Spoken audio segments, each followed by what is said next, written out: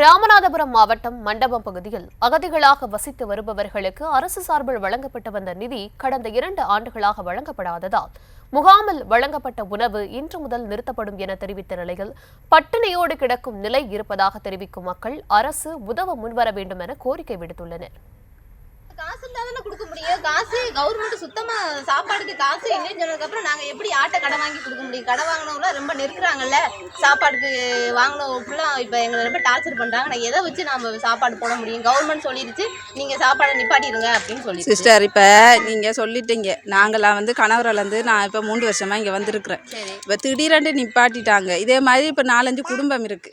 நாங்கள் எங்களோட பிள்ளைகளை படிப்பிக்கிறதா இல்லை இங்கே சாப்பாட்டுக்கு அங்கேயும் பொருளாதார பிரச்சனை, சாப்பாட்டுக்கு வழி இல்லாமல் தான் இங்கே வந்தோம். இங்கேயும் இதே பிரச்சனை. நாங்கள் எப்படி ஸ்பேஸ் பண்ணுறது? வேற என்ன பண்றது? கவர்மெண்ட் சொல்லிருச்சு, நாங்கள் என்ன பண்ண முடியும்? தனிப்பட்ட நபரால இவ்வளோ தூரம் பொருளாதாரம் சரி பண்ண முடியாது. இப்பவே எல்லாமே நிறைய கடனா போயிட்டு இருக்கு. இதுக்கு மேலேயும் என்னால் போட முடியாது. கவர்மெண்ட் சொல்லிச்சு காசு உங்களுக்கு கொடுக்க முடியாதுன்னு சொன்ன பட்சத்தில் நாங்கள் என்ன பண்ண முடியும்? சொல்லுங்க பாப்போம். விவரங்களுடன் இணைக்கிறார் செய்தியாளர் பூபேஷ். விவரங்களை வழங்கலாம்.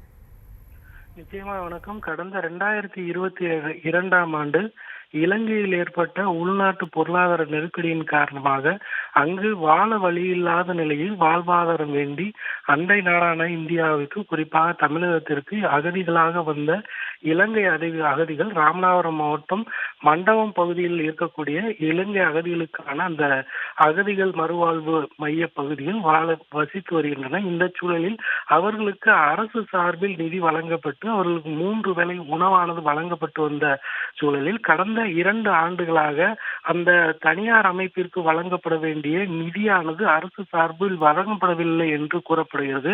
இதனை அடுத்து அவர்களுக்கு நிதி நிறுத்தம் செய்யப்பட்டதன் காரணமாக இலங்கை அகதிகளுக்கு வழங்கப்படக்கூடிய அந்த உணவு இன்று முதல் நிறுத்தப்படுவதாக அந்த இலங்கை அகதிகளுக்கு உணவு வழங்கக்கூடிய தனியார் அமைப்பானது தெரிவித்திருப்பதாகவும், இதனால் கை குழந்தைகளை வைத்துக் கொண்டு இதையே நம்பியிருக்கக்கூடிய அந்த அகதிகள் மிகவும் சிரமத்திற்கு ஆளாகி இருப்பதாகவும், பசியோடு இருக்கக்கூடிய தங்களுக்கு உடனடியாக உணவு வழங்குவதற்கு அரசு ஏற்பாடு செய்ய வேண்டும் என அந்த அகதிகள் தரப்பில் கோரிக்கையானது முன்வைக்கப்பட்டிருக்கிறது.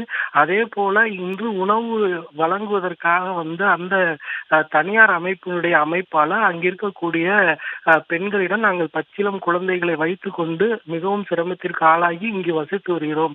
அந்த நாட்டில் ஏற்பட்ட பொருளாதார இழப்பீடு காரணமாகவே தஞ்சம் புகுந்து இங்கு வந்திருக்கக்கூடிய சூழலில் ஒருவேளை உணவாவது கொடுங்கள் என்று கேட்கக்கூடிய சூழலில் இது தொடர்பாக அதிகாரிகளிடம் அரசியலும் கோரிக்கை விடுத்து நிதியை பெற்றுத்தரும் பட்சத்தில் நாங்கள் உணவு வழங்குவோம், அதுவரை நாங்கள் உணவு வழங்க இயலாது என்று திட்டவட்டமாக கூறக்கூடிய அந்த காட்சி வெளியாகி பெரும் அதிர்வலைகளை ஏற்படுத்தி இருக்கிறது.